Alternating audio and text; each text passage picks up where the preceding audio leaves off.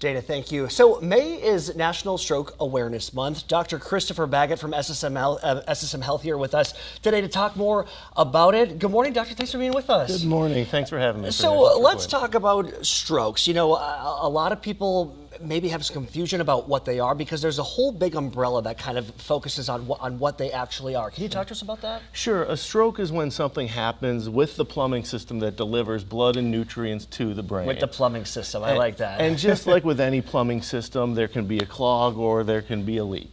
And when those things happen, that's what we term a stroke. So, Dr. Baggott, we know when it comes to strokes, timing is everything, right? We've all heard there's a certain amount of time that you need to get to the hospital to get a certain kind of drug. Walk us through that. Yeah, absolutely. So time is brain, and from the moment a blood vessel gets blocked off in the brain cells start to die. And we know that if you treat stroke sooner and patients get to the hospital sooner, we have a chance of improving their outcome after treatment.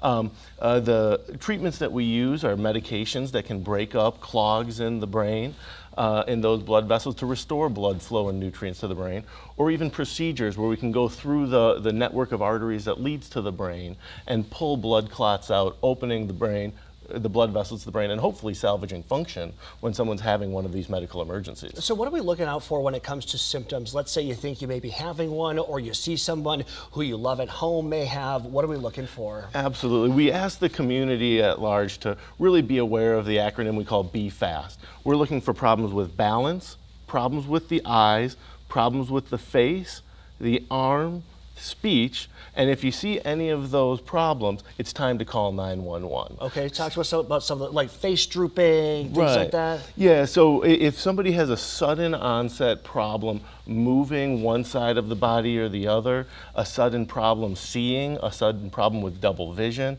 or a sudden problem with speech and understanding, those are all signs that you could be having a stroke. And especially when it happens all of a sudden and it's something that's affecting your function, it's definitely time to call 911. Can this just happen to anybody, average Joe on the street? It can happen to anyone at any age, and so if any of these symptoms come on, it's not time to sleep it off. It's not time to wait till tomorrow.